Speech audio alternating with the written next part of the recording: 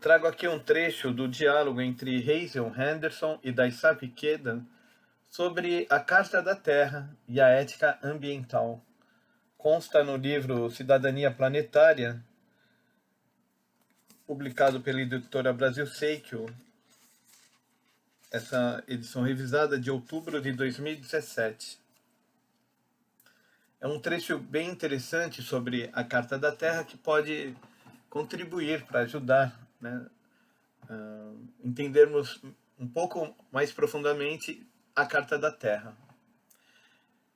Então, num determinado momento do diálogo, nessa edição começa na página 154, Daisaku Ikeda ele diz: a Carta da Terra consiste de um preâmbulo, 16 cláusulas que começam com 4 princípios gerais e uma conclusão. Cada cláusula divide-se ainda em artigos detalhados. Então ele faz uma pergunta para a senhora Hazel Henderson. Quais os elementos que a senhora considera mais dignos de nota? Então ela diz: o dignificante preâmbulo. E Ikeda diz: o preâmbulo começa assim, abre aspas, estamos diante de um momento crítico na história da Terra, numa época em que a humanidade deve escolher o seu futuro. E mais adiante continua: a escolha é nossa, formar uma aliança global para cuidar da Terra e uns dos outros, ou arriscar a nossa destruição e a da diversidade da vida. Fecha aspas. Então o Sr. Ikeda diz: mas realmente não temos escolha, há apenas um caminho para a sobrevivência da humanidade. Hazel Henderson então responde: concordo. Continuando, abre aspas, são necessárias mudanças fundamentais dos nossos valores, instituições e modos de vida.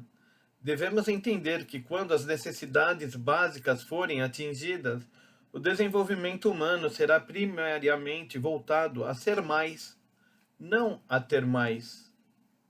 Fecha aspas. Ela ainda diz: considero crucial o conceito de ser mais sobreposto ao de ter mais. Repetindo, considero crucial o conceito de ser mais sobreposto de ter mais. É esse o objetivo pelo qual devemos nos empenhar.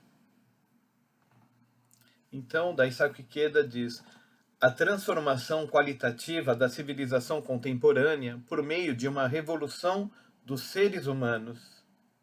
Conforme o Dr. Toynbee disse certa vez, abre aspas, a atual ameaça à sobrevivência da humanidade só pode ser eliminada por uma mudança revolucionária no coração de cada ser humano. Fecha aspas.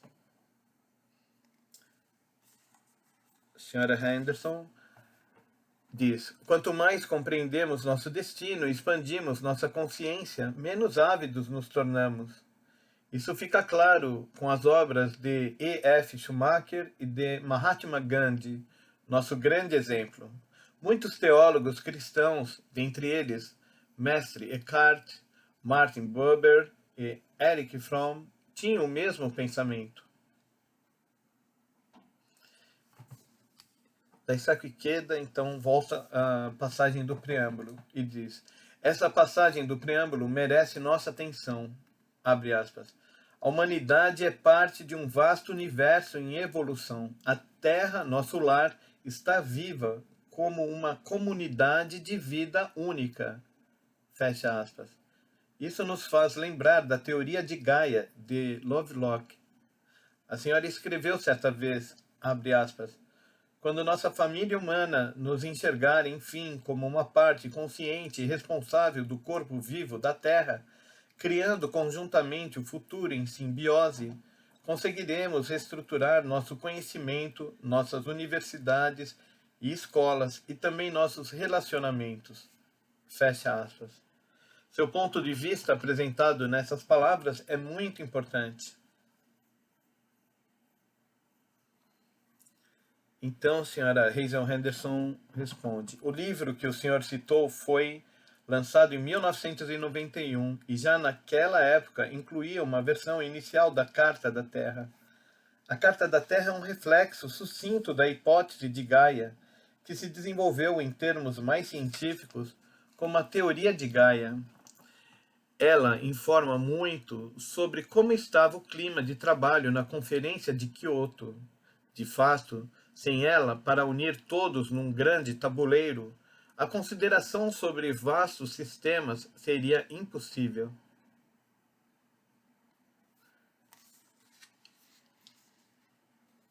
Ikeda então diz: nas Nações Unidas e também outras discussões e debates de destaque, o sentimento de unicidade com todas as formas de vida está gradativamente se tornando uma base filosófica essencial para a solução de nossos problemas globais.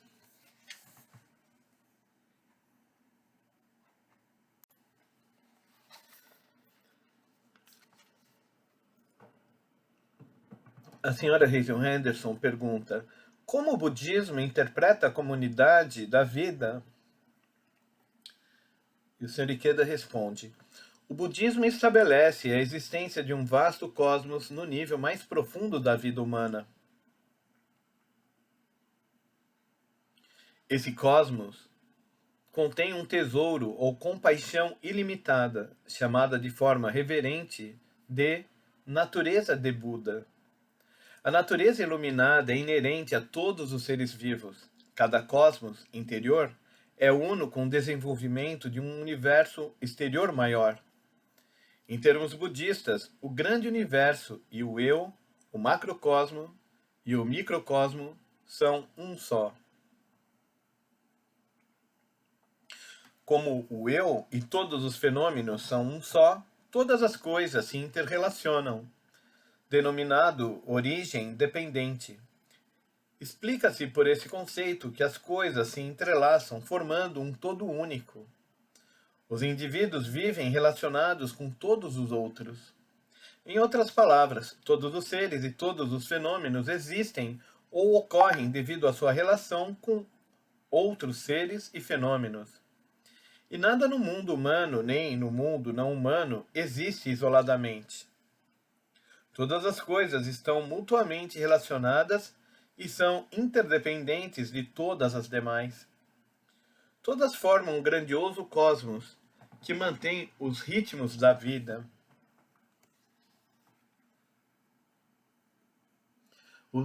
O sentimento de que fazemos parte dessa grandiosa vida, que abrange tudo, nos leva a refletir sobre nosso próprio lugar e sobre como devemos viver.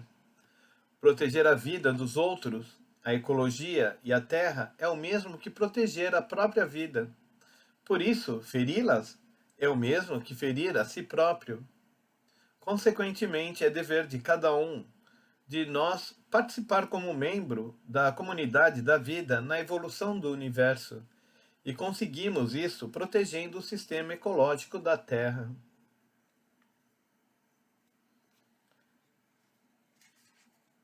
A senhora Hazel Henderson diz: suas belas palavras ajudam-me a compreender por que tenho tantos amigos budistas. Essa ideia de uma única comunidade da vida reflete-se claramente na composição da Carta da Terra. Conforme o senhor disse, o texto consiste de 4 princípios gerais. Primeiro, respeito e cuidado com a comunidade da vida. Segundo, integridade ecológica. Terceiro, justiça social e econômica. E quarto, democracia, não violência e paz. Os elementos que formam os 4 princípios estão intimamente relacionados. Sob o primeiro desses 4 princípios, são apresentados com clareza 4 amplos compromissos. Então, Daisaku Ikeda continua. Esses compromissos, como a senhora os denominou, fornecem pontos de partida para lidarmos com os problemas ambientais globais e são simplesmente expressos da seguinte forma: primeiro, respeitar a terra e a vida em toda a sua diversidade. Segundo, cuidar da comunidade da vida com compreensão, compaixão e amor. Terceiro, construir sociedades democráticas que sejam justas participativas, sustentáveis e pacíficas. Quarto, garantir as dádivas e as belezas da terra para as atuais e as futuras gerações. Os artigos 5 a 16 dessa seção, ou quinto e 16º dessa seção, estabelecem ideias e objetivos para que tais compromissos sejam realmente cumpridos. Quais desses artigos a senhora considera mais importante ou mais importantes? Hazel Henderson responde: todos são importantes, mas os que refletem os valores das mulheres e dos povos indígenas merecem consideração especial. A seção 11 define a igualdade de gênero e enfatiza a extensão dos direitos das mulheres. A seção 12 insiste em que os direitos das populações indígenas e das minorias devem ser levados em consideração. De fato, a Carta da Terra é o primeiro documento internacional desse tipo que reflete os valores dos povos indígenas. Conheço muitos indígenas, meus amigos, que encontram isso na Carta da Terra. Daisaku Ikeda responde. Continua. Esses fatores importantes foram ignorados nas declarações e nos documentos internacionais anteriores. Para citar novamente o preâmbulo, abre aspas, necessitamos com urgência de uma visão compartilhada de valores básicos para proporcionar um fundamento ético à comunidade mundial emergente. Fecha aspas. O objetivo da Carta é definir valores comuns a todas as pessoas do mundo, incluindo naturalmente os povos indígenas. O budismo faz do respeito à dignidade da vida a base desses valores. Sem essa base, fica difícil criar uma verdadeira solidariedade humana.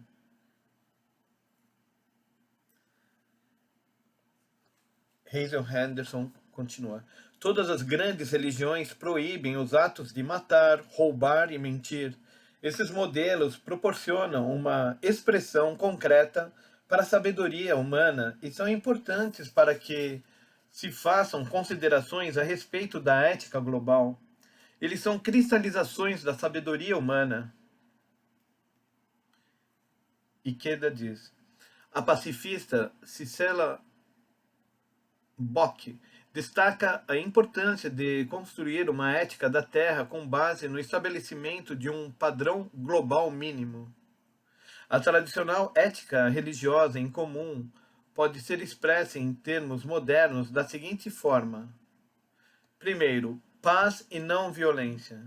Segundo, economia justa, proibição de exploração. Terceiro, igualdade de gênero e espírito de comunhão. A proibição da discriminação e da exploração sexual está relacionada também com a igualdade racial, étnica e cultural. Quarto, confiança embasada na ética da verdade. O budismo vai além da proibição da mentira, pedindo-nos que falemos a verdade.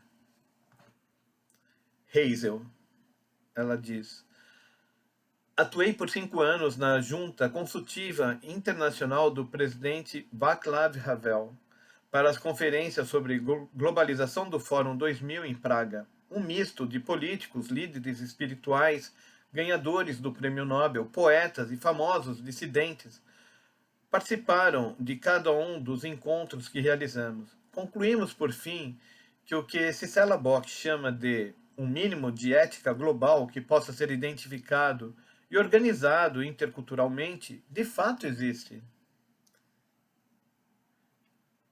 Ikeda diz: ainda me recordo dos conselhos que pedi a Havel, para quem o importante é o respeito mútuo, é amar a humanidade tanto quanto amamos a nós mesmos e viver em paz e harmonia como pessoas que compartilham do mesmo planeta.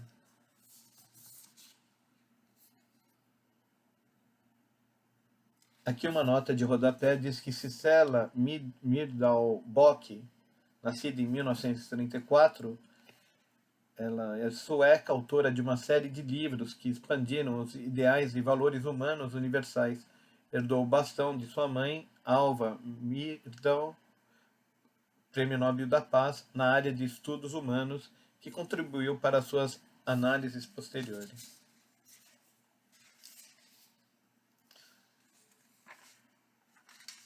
O Sr. Ikeda continua. A senhora estudou com um profundo... Ele pergunta a ela. A senhora estudou com uma grande autoridade em economia budista, E.F. Schumacher.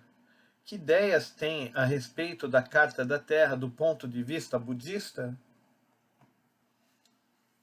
E a senhora Hazel Henderson responde.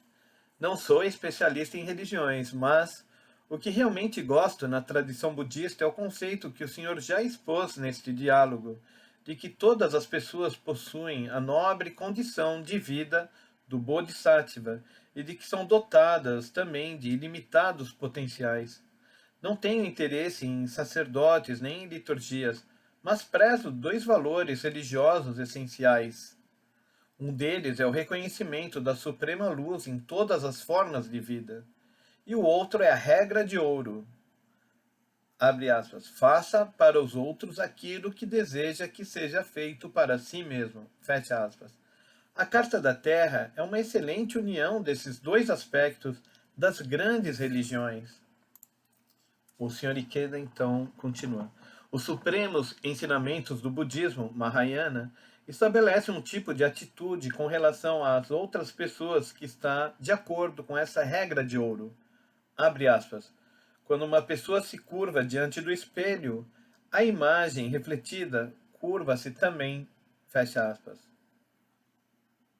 Outro trecho, abre aspas. Se acender uma lamparina para outra pessoa, iluminará também o seu próprio caminho. Fecha aspas. Essas doutrinas revelam em que medida as ações que realizamos para os outros do fundo do coração retornam para o nosso próprio bem. Assim como a regra de ouro, elas nos ensinam, em essência, a nos colocarmos no lugar dos outros. A senhora Hazel Henderson diz. Isso é muito importante. O espírito de Bodhisattva deve ser o ponto de partida de todo o nosso trabalho ligado tanto à paz como ao meio ambiente. Quais são os artigos da Carta da Terra que o senhor mais destaca? Então, o senhor Ikeda diz. A seção 16, abre aspas, promover uma cultura de tolerância, da não violência e de paz, fecha aspas.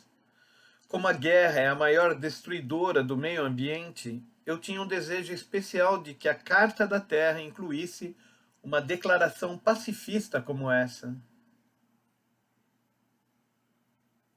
Senhora Hazel Henderson diz. Também estou totalmente de acordo com a seção 16. Creio que a atual guerra ao terrorismo, promovida pelos Estados Unidos, deveria ser remodelada como uma política de ação internacional por pleno uso das Nações Unidas, da lei internacional e das cortes. Um aspecto de que gosto muito na Carta da Terra é a menção que faz à nossa responsabilidade ambiental com toda a comunidade da vida e as futuras gerações. O preâmbulo refere-se ao senso de responsabilidade global. E a seção final da carta, o caminho adiante, diz que, para atingir a renovação essencial do espírito, isto requer uma mudança na mente e no coração, requer um novo sentido de interdependência global e de responsabilidade universal. Nesse contexto, a responsabilidade é mais otimista do que a conotação comumente mais pesada de dever. Há um sentimento de felicidade a respeito disso. A felicidade de dar, que é maior que a felicidade de receber. É reciprocidade, não um fardo. O Sr. Ikeda diz, nesse sentido, responsabilidade tem a conotação de missão. A última seção da carta refere-se ao apoio às Nações Unidas. Abre aspas. Para construir uma comunidade global sustentável, as nações do mundo devem renovar seu compromisso com as Nações Unidas, cumprir com suas obrigações respeitando os acordos internacionais existentes e apoiar a implementação dos princípios da Carta da Terra com um instrumento internacional legalmente unificador, quanto ao ambiente e ao desenvolvimento. Fecha aspas. temos proclamado de forma consistente a importância de uma ordem internacional centralizada nas Nações Unidas e considerado profundamente significativa a clara exposição de seu papel na Carta da Terra. A senhora Hazel Henderson diz: há muito tempo tenho apoiado as Nações Unidas e isso é ainda mais necessário hoje em dia.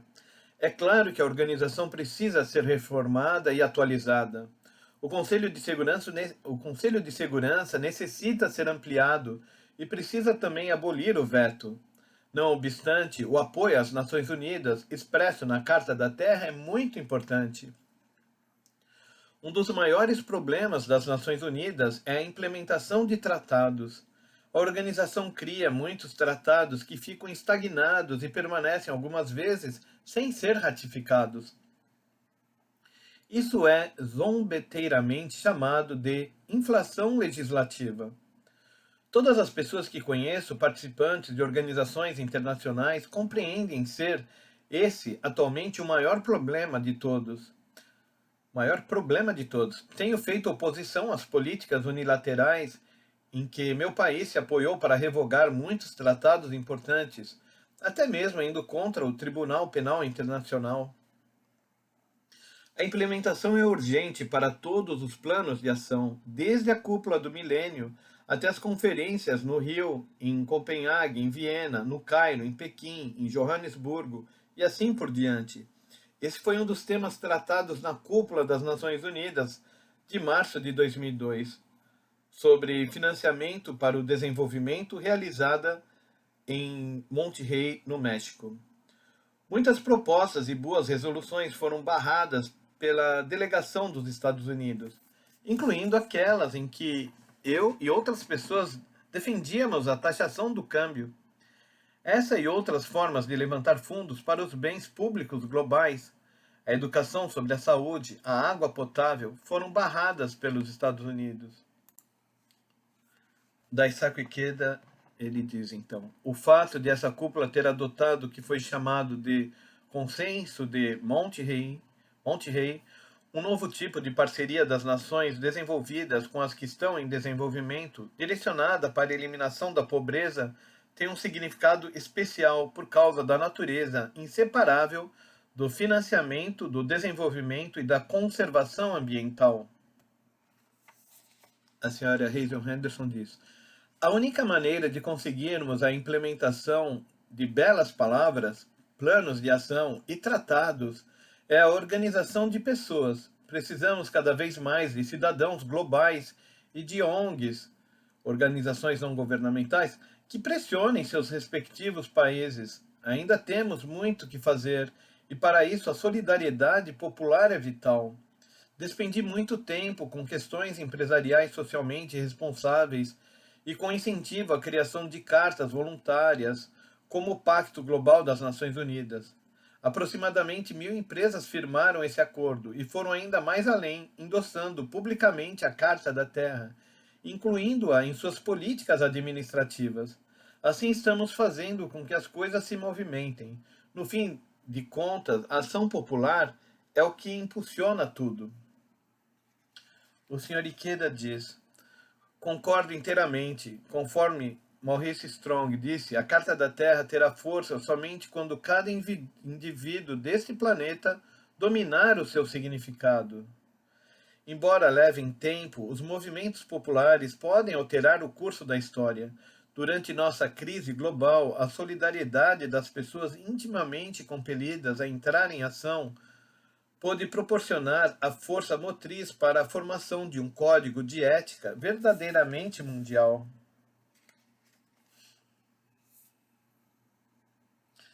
Repetindo, durante nossa crise global, a solidariedade das pessoas intimamente compelidas a entrar em ação pode proporcionar a força motriz para a formação de um código de ética verdadeiramente mundial.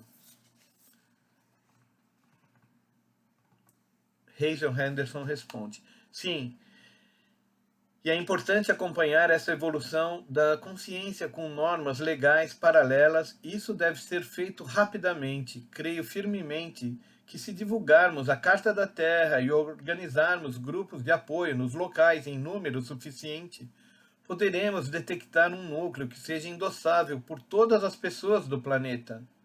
Assim, quanto maior o número, mais nos unimos como seres humanos, em vez de nos dividirmos. Além disso, estou convicta de que a Carta da Terra possui outras grandes potenciais. Por exemplo, ela pode tornar-se um protótipo de constituição para um organismo global. Apresentei esse conceito aos líderes da World Federalist Association, Associação Federalista Mundial, na qual atuei na junta consultiva para promover a Carta da Terra entre os membros do mundo inteiro, mas fiz até agora pouco progresso. E Daisaku Ikeda, ele diz: uma releitura da Carta da Terra mostra que o documento está imbuído de sabedoria e esperança. O século XXI deve ser o século da vida e o século das mulheres. A Carta da Terra é o pilar espiritual do esforço para realizar isso. É por essa razão que devemos nos engajar e perseverar em campanhas de informação pública no nível popular para levar o espírito da Carta da Terra às pessoas. Nós, da SGI, propusemos que os próximos 10 anos, a partir de 2005, sejam chamados de década das Nações Unidas da Educação para o Desenvolvimento Sustentável. Devemos também preparar panfletos atraentes e de fácil compreensão, apresentando a mensagem ambiental da Carta para as crianças. Os jovens são os responsáveis pelo futuro. Devemos chegar a um consenso internacional que dedique energia à educação ambiental voltada para os jovens. A Carta da Terra é um excelente ponto de partida para esse programa. Então, esse foi um trecho do diálogo de Hazel Henderson e Daisaku Ikeda. Ele foi a primeira edição, Planetary Citizenship, de 2002. Então, foi um diálogo no início desse século. Aqui diz que Hazel Henderson é futuróloga, economista, evolucionária, colunista, sindicalizada e consultora em desenvolvimento sustentável de renome internacional, parceira do Calvert Group na criação dos indicadores de qualidade de vida Calvert-Henderson, possui ainda artigos publicados em 27 idiomas e em mais de 400 jornais sindicalizados pela Interpress Service. Dentre suas obras destacam-se Além da Globalização, Construindo um Mundo onde Todos Ganhem e Transcendendo a Economia. Daisaku Ikeda é presidente da Soka Gakkai Internacional, organização leiga budista, cujos membros atuam em 192 países e territórios pelas causas da paz, educação, cultura e meio ambiente. Pacifista, filósofo, poeta laureado e escritor, Ikeda possui obras publicadas em mais de 40 idiomas, dentre as quais figuram os diálogos Escolha a Vida, com Arnold Toynbee, Antes que Seja Tarde Demais, com Aurélio Peccei, A Noite Clama pela Alvorada, com René Eger, Valores Humanos no Mundo em Mutação, com Brian Wilson, e Direitos Humanos no Século XXI, com Austrígésilo de Ataíde.